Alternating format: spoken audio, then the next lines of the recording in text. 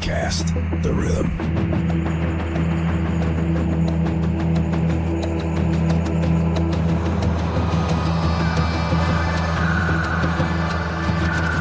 Go live, Vegas on the screen, feeling the flow, so pristine.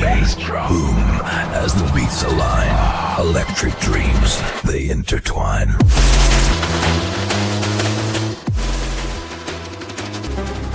Put away our problems, get along with each other.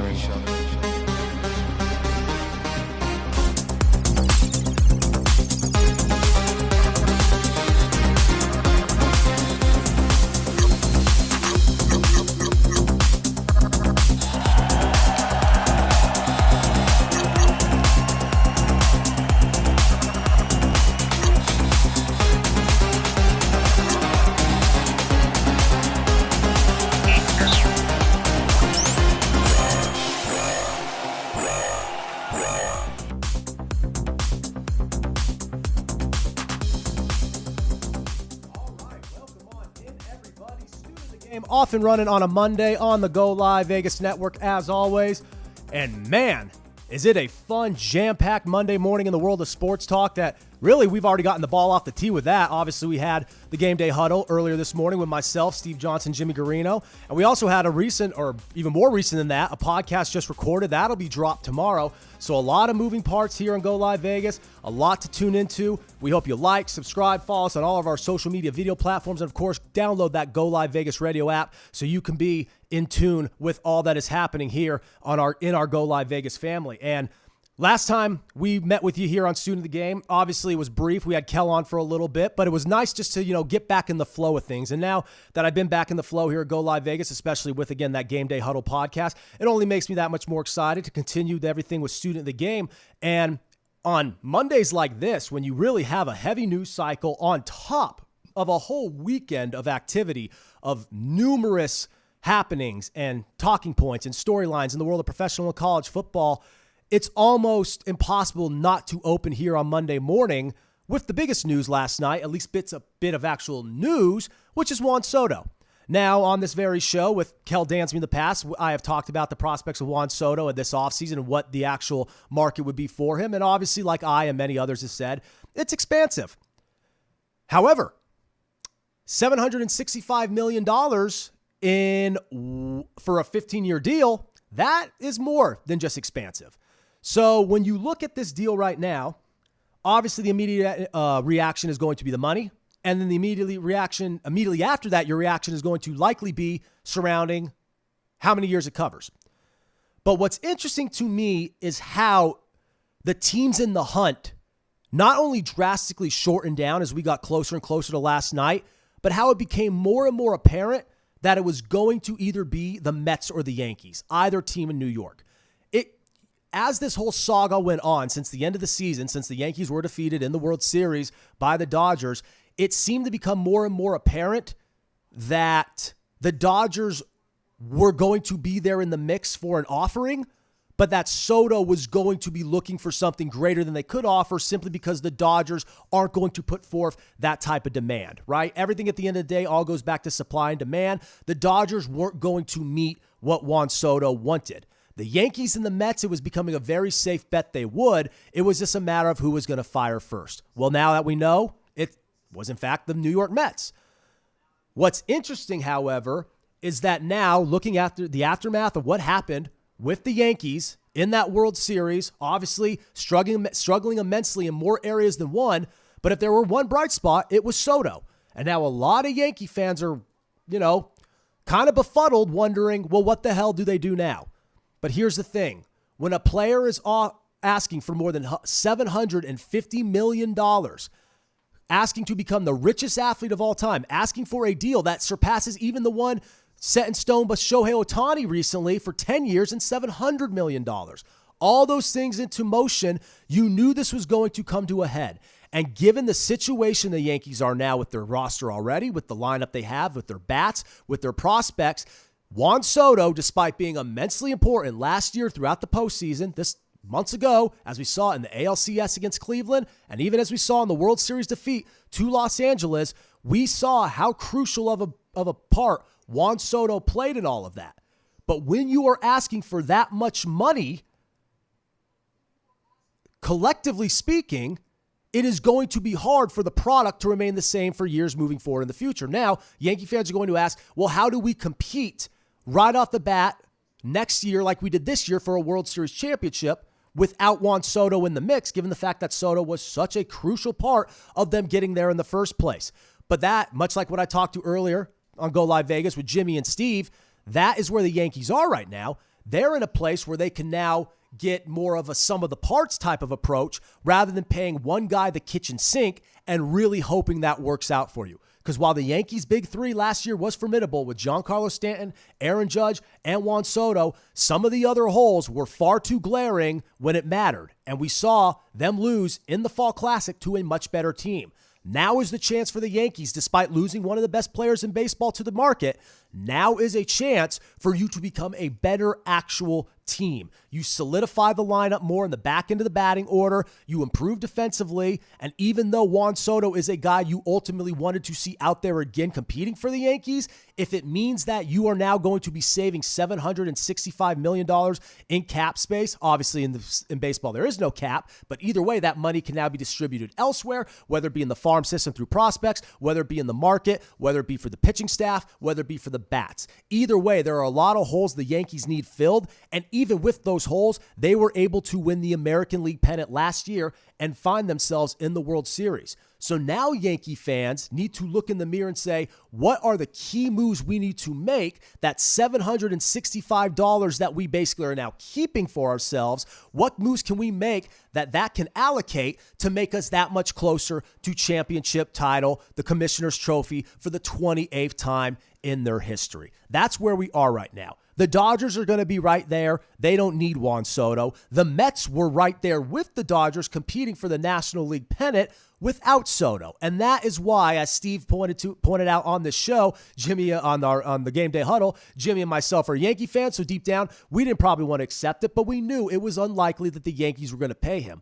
Vice versa, or conversely, I should say, it was very likely that the Mets were going to pay Soto. And that's where we are right now. He's the richest athlete as of last night in the history of all professional sports, not just baseball. His salary is now going to be basically equate to the combined career earnings of both LeBron James and Tom Brady. That's what we're dealing with now. And if it means that's $765 million the Yankees can use and help put together a better team all in all, they could utilize that same amount of money, essentially, now that they will keep that into other ways, because it's not a cap issue with teams like the Mets, with teams like the Yankees, with teams like the Dodgers, even Philadelphia, all those types of teams, those major public city type of teams, they're never going to be hemorrhaging money. The question of the matter is, do you know how you want to spend your money? The Yankees made it clear that while obviously they're going to want Soto there in actuality, they made it clear that the financial aspects of it all are better pointed to going and building the team around Soto with his departure, as opposed to trying to force him in by paying him that money and then leaving some holes around the area, around the team in other areas, such as the bottom of the lineup, such as the pitching staff. We know this team is close, but they're not quite there. Saving this money will allow them to get there that much sooner. And yes, who am I fooling, right? You guys know at this point, I'm a Yankee fan. I ultimately wanted to see Soto in pinstripes again. I didn't want this big three, this three-headed monster with Stanton, him, and Judge to go anywhere. But given the nature of the team right now, that's just how it has to be. And we're at a point now in New York sports where we see teams with a lot of money to spend. Obviously, football, again, there's a cap space. But you have the New York Giants making tough financial moves that affect their roster in the immediate. Hopefully, in the long term, it benefits them. The Yankees are doing the same thing. What's interesting, though, if you look at the hierarchy of the American League, it's still not as deep as the National League. The Mets and the Dodgers are going to be right there, but you still have Philadelphia. You still have San Diego. You have a lot of good teams there. The Yankees' prime goal, the primary goal of the Yankees right now is to get through Baltimore, get through their own division, because the AL East is not going to be easy. Baltimore is stacked with young talent, young prospects, and out of all the teams in their division that will give them a fight, it will be them. it's not a shoo-in to get back to the World Series. It is not a shoo-in to get back to the American League, especially since the Yankees, even though they did play well when they needed to throughout the American League postseason, they even struggled at times against some of the other teams because of the way they play ball. The way the Yankees play ball, it's going to be a very high ceiling but a very low floor. And when you are so dependent on the home run ball, on the deep ball, on the power game, you often get yourself into that kind of jam. With Soto gone now and money to spend, they can help very much rectify those errors of the recent past and now make themselves a little bit more of a well-rounded roster so those issues will not be as glaring moving forward. We see those type of issues not present themselves with the Dodgers or even the Mets, who the Dodgers beat to advance to the World Series. And that's because as a roster, there are less holes. The Yankees are top heavy, and the upper echelon of the Yankees offense, of the batting order is as good as any, forget in the league right now, is any top three, big three, top of the order type of situation that we have seen in the league, either league, in recent memory. They are that good in Major League Baseball, and it didn't get them where they needed to be. This now allows you to get a little bit closer where you need to be. The Dodgers can continue to do what they're going to do. Obviously, the Dodgers have made it clear that their priority is going to be to continue to address the pitching rotation. We know how they've done that on an international level. They're going to do that once again this offseason. But the Mets needed to make a move. And now the question is, what's going to happen with Pete Alonso? You already have a key nucleus and talent there, and you just felt that the Mets, despite being very promising, were one big player away, one big signee away from really getting right there in the conversation in the National League, a conversation they were already in anyway. So it makes things very interesting on all three fronts, looking at all teams who were in the mix for Soto, because really the Mets, it benefits, the Dodgers, it doesn't hurt at all, and the Yankees, it hurts immediately, but allows them to fix some mistakes that have hurt them far more. Because while I would love to see Soto again in pinstripes next year, trying to give it another run, the redemption season, the revenge tour to get back at the Dodgers, while that would be awesome and while that would be a perfect world type of scenario, you can't ensure that you will get back to the World Series with the current roster you have. Losing Soto allows you to improve the roster so you could build on the foundation that's already there. And if that foundation is an American League pennant win, right, and a berth in the World Series, despite the loss, if it gets you that far with what you had before, I am very curious to see what the Yankees can do now with a new look, but still most of that nucleus still there. Because as good as Juan Soto was, it was only one season. He was productive, but the faces that run the place have been Aaron Judge and Giancarlo Stanton. And no matter how good Juan Soto played last year, or played in the postseason to end last year, it was the lack of productivity from Judge that hurt them more than anything else. It hurt them more than Juan Soto could ever help them. So again, the Yankees have their own issues to work out. Juan Soto would have been a nice, rich, stay rich type of scenario. But now that exact same scenario is going to take place across town in New York, in Queens, as opposed to the Bronx, where the team in the Bronx, the Yankees, can now recalibrate, but not rebuild because, again, that core foundation is still there. The question is, how will they supplement the pieces around that core foundation to try to get themselves back into the World Series and maybe be more of a contender against whatever National League team winds up getting there? Safe to say it is going to be, I won't say for sure either be the Dodgers or the Mets, but the Dodgers and the Mets are going to be right there in the conversation, and the future boards will certainly reflect that. And we'll tap more into the future boards, the prices, how that's going to impact the betting wave and everything like that. We're going to get closer and closer, but we're not yet that deep in the baseball postseason where I want to do that. I more so just wanted to reflect on the move itself because much like the Game Day Huddle earlier, that show we had prepped and ready based off of all the activity with the college football playoff, based off of all the activity with the NFL. We had our show ready. I had this show ready for today, and then that news bomb completely drops out of the blue, that notification we all got on our phones or on Twitter or whatever else it was, the little bottom ticker on whatever sports network you were watching. The world kind of collectively stopped despite all the football festivities going on for this Soto news. I just felt we had to open today's episode on it. But, of course, the college football playoff, hard not to start there. Obviously, if there's one big reason to not start there, it'd be Juan Soto signing the biggest deal in the history of sports. But now we could fully embrace and fully dive in to the college football playoff, because now there's no more speculation surrounding the college football playoff. The 12-team bracket is now set. Obviously, last year with that same exact conversation going down Selection Sunday, we had a lot of controversy. Well, the committee completely made that controversy or potential controversy completely evaporate with their decision. We'll go ahead and throw the bracket up on screen for you so you can get a look in case you've forgotten or haven't gotten a real in-depth look at it yet. But it is set. Of course, the number one seed being Oregon in the wake of their Big Ten championship victory over Penn State. No surprise there, the only undefeated team remaining. And of course, with Georgia beating Texas once again in the SEC championship this time around, they find themselves at number 2. Boise, number 3, after their big victory over UNLV in the Mountain West championship on the Friday night before. And kicking everything off Saturday morning, of course, the Arizona State Sun Devils, dominating the Iowa State Cyclones, and perhaps what was the most impressive performance, period, of conference championship weekend with what they did at AT&T Stadium in that conference championship game. So obviously, the big storyline going into Selection Sunday in the wake of Saturday night, would it be SMU, who fell to the Clemson Tigers in the ACC game, getting in, or would it be Alabama, the team who got in last year over the ACC, to cause that aforementioned controversy? And again, if you're watching on any of our Go Live Vegas video platforms, you see it up on the screen right there. For those tuning in on the radio app, I'll read it out to you. It finishes as Oregon, the number 1 seed. The number 2 seed, you have the Georgia Bulldogs, as I just said. And again, 3, Boise, 4, Arizona State. Those are your 4 highest ranked conference champions.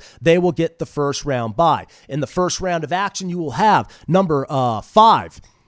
You have number 5 Texas Longhorns taking on the number 12 Clemson Tigers, who were able to get in with that last seed by defeating SMU last minute via field goal. And Robbie, what was the most thrilling game of the conference championship weekend? Clemson finds themselves in at 12. The Ponies, the Mustangs, despite losing, they survive to make it in. They are the 11th seed. They will take on Penn State, while we have a battle of Indiana going on between the 7th and 10th seed in South Bend, as the Fighting Irish will take on the Hoosiers. So there you go, your first round matchups. Notre Dame, as you see it there, Indiana, Penn State, SMU, Ohio State, Tennessee, and then of course the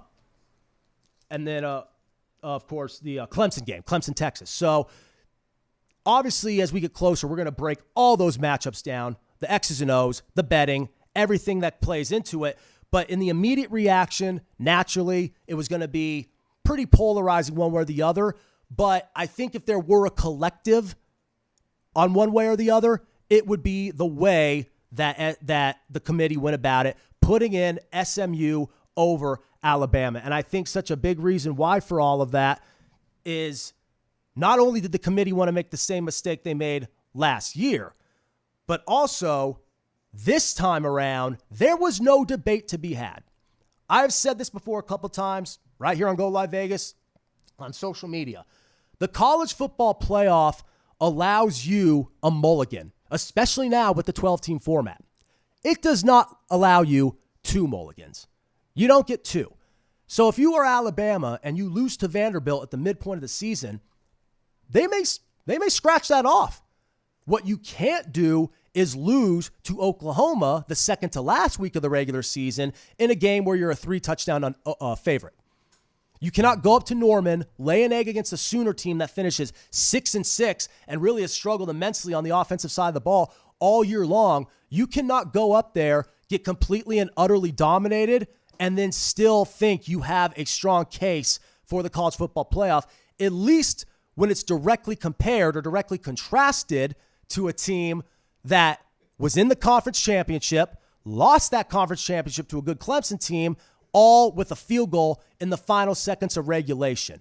You do not punish SMU for losing a game that Alabama couldn't even find themselves in. And you do not punish SMU for losing that game while still having a better record than Alabama and not having the glaring losses. Say what you want about the Crimson Tide's victories over South Carolina, their victories over Georgia, their victories over Mizzou. You can make the case collectively that's more impressive than any of the wins, at least the ranked wins, right? The impressive, credible wins that the committee likes to look at.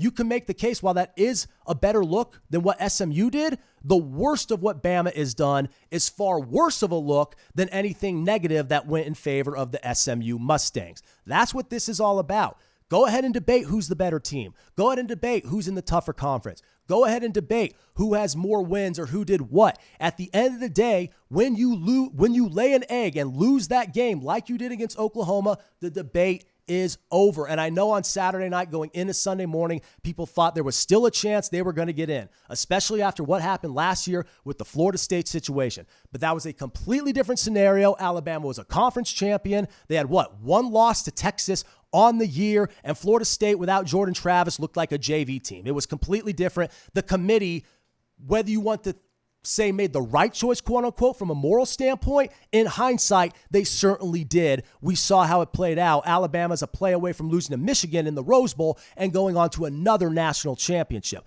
That Alabama team had business being in the conversation, even if it was at the expense of Florida State. This year's Crimson Tide team is a good team. Jalen Milroe played well down the stretch, but this team does not have a better resume to get in than SMU, and they did not do anything that warrants inclusion more than SMU, at least once they lost that game to Oklahoma. So the committee, I truly believe, made the right choice. I didn't think there was as much of a debate as people thought there was. But again, it's understandable given the nature of last year. People were skeptical. People were a little worried that it would happen again. Luckily, history did not repeat itself. There are still a lot of concerns. There are still a lot of issues about this thing moving forward. And I still don't know if we completely, truly know what the committee is looking for.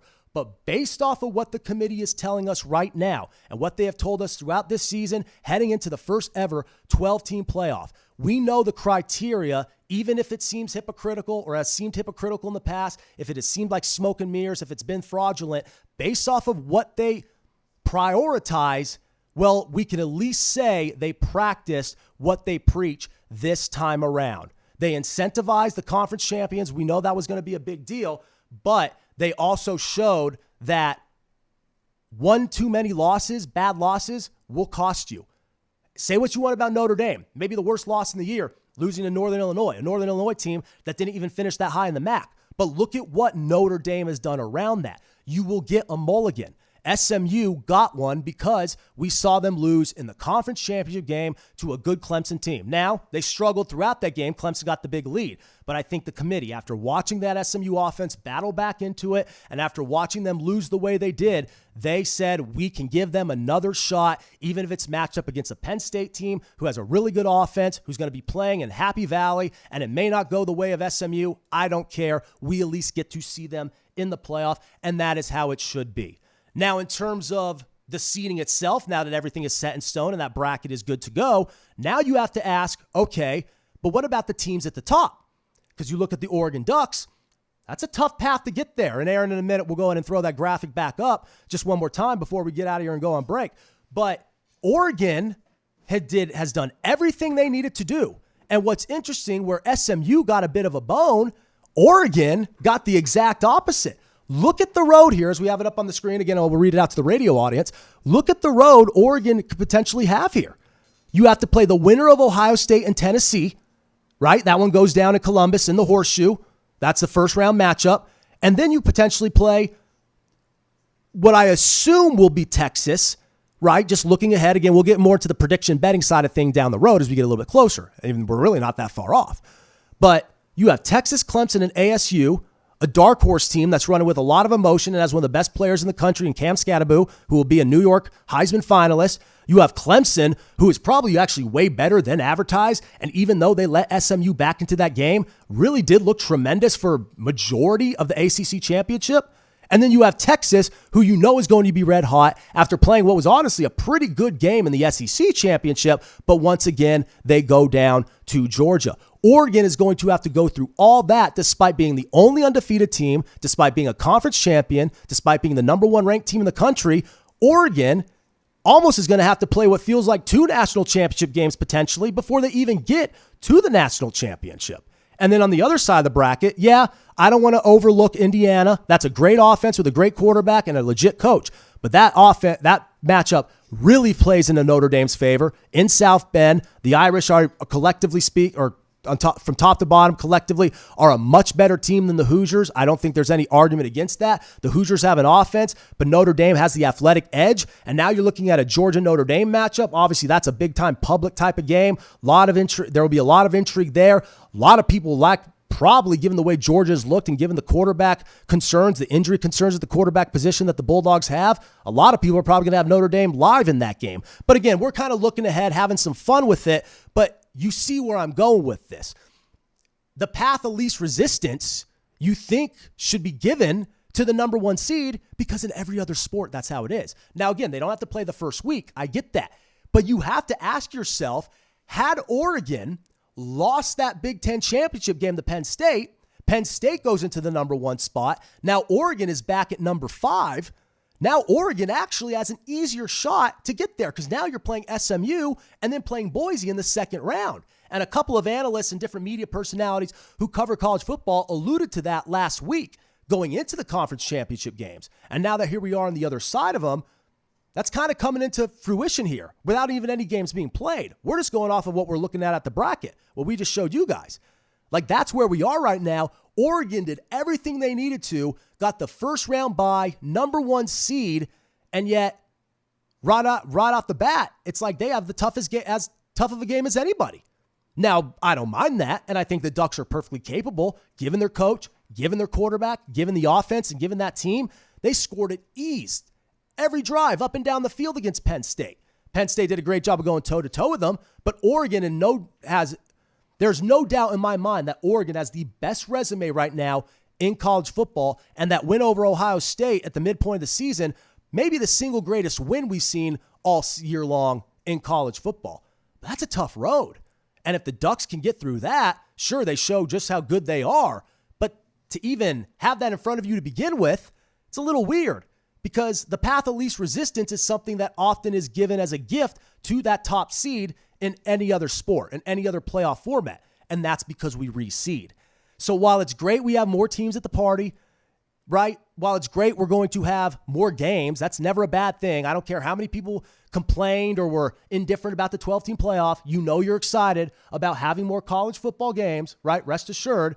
But with all that into play, and while the 12-team expansion did make for a great week-by-week type of conversation, like an ongoing discussion, we also are seeing some of the kinks here because now I think moving forward, unless this has changed, a lot of the issues we will have isn't so much who's going to be included come Selection Sunday in the years to come. It's going to be about, well, what teams really want to be out there competing for a conference championship to get that top seed. What teams really want to be putting forth their best effort at the end of the year if the top seed is going to be a tougher route?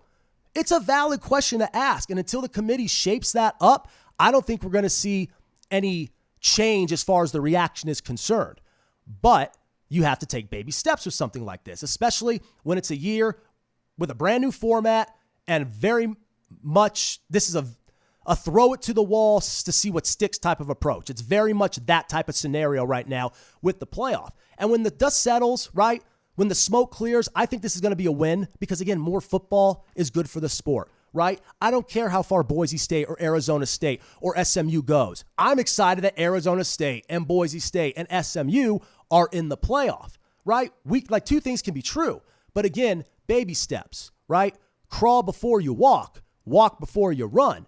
And I just think it would be a good point moving forward, a good point of thought, a good point of debate moving forward for the committee to really consider redoing the seeding within each round of the tournament. As you move through the bracket, you have to alter the seeding based off of what takes place during that bracket. That's how it is in every other sport. I think college football needs to catch up to the party. But let's be real. College football is just now finally catching up to the party in terms of having more than 4 teams in a playoff. And 10 years ago, they were catching up to the party by having a playoff to begin with. We have to remember that we've only come so far despite a lot of change, despite a lot of shakeup happening in really a relatively short amount of time. But when this is all said and done, I think the most important thing right off the bat from the get-go was getting the 12 teams right. And this time around, the College Football Playoff Committee, say what you want about them, they got the 12 teams right. So again, plenty more to unpack moving forward. I can't wait to dive into these games. We're going to have Kel Dansby on next weekend, for a longtime friend of the show. He's going to be talking about him with us. It's going to be a blast. He'll probably chime in on Soto as well, because if there's anybody who has more opinions about the Yankees and New York sports, it's Kel. Again, well, we know we have Go Live Vegas in the name, but ultimately this is a network that has obviously appeal to every nook and cranny. And in the sports world, at least in the baseball world, all eyes are going to be in New York, both in terms of what the Yankees lost and what the Mets gained. So just because we covered on that and the immediate aspects of it doesn't mean we won't dive back in, especially as that baseball season, off season, picks up more and more. So definitely something to monitor there. Kel will be with us next week, so we look forward to that. We didn't even hit on the NFL, but that's okay. I had a whole show earlier where we did that. I just wanted to get on camera, get on the mic for you guys, and give my thoughts on the college football playoff. So we'll have a more fleshed out show next week, and again with Kel, plenty to talk about. We'll break down that 12-team bracket, and we'll look at that updated NFL playoff picture. That bracket's going to start to become more and more solidified, more and more clarity in both the AFC and the NFC. We'll keep our thumb on that as well as we push closer and closer to the NFL postseason, and again, dive into that college football bowl season that is now officially here. So a lot of fun stuff, a lot of stuff to continue to cover moving forward. And before we get there, be sure to catch Go Live Vegas on all of our video platforms, on the radio app, tomorrow from the Portnoy Gallery. We had a lot of fun this past Friday at the First Friday event at the Arts District. We like to do a lot of remote stuff now. We plan to continue to do a lot of remote stuff with the network. And again, even though we're national, we never like to shun the Vegas appeal. We're located in Vegas. We want to bring you Vegas in its full form. And sometimes all you out there watching different shows, listening to different podcasts, you may get a certain idea of Vegas if you're not very familiar with the city itself. Our goal as a network is to show you a whole new side of it, and our remotes are a big step in us doing just that as we wrap up 2024 and push through the holidays into the new year. So lots to be excited about. Like, subscribe on all of our platforms, download that app, and be a part of all the fun as we continue to rock it here at Go Live Vegas. So until next time, Brett Lawson, we'll have a fun episode next week, and we'll have some fun tomorrow. So remember to be there as our coverage of Go Live Vegas, of all things Vegas and all things sports, pop culture, and anything else under the sun continues right here on our airwaves. So you guys have a great rest of your week. Catch us tomorrow from the Portnoy Art District. And remember, Student of the Game coming at you next week along with the Game Day Huddle. Lots to be excited about here on the Go Live Vegas front, so be sure you're tapped into all of it. You guys have a good one. Put away our problems. We just need to forget about everything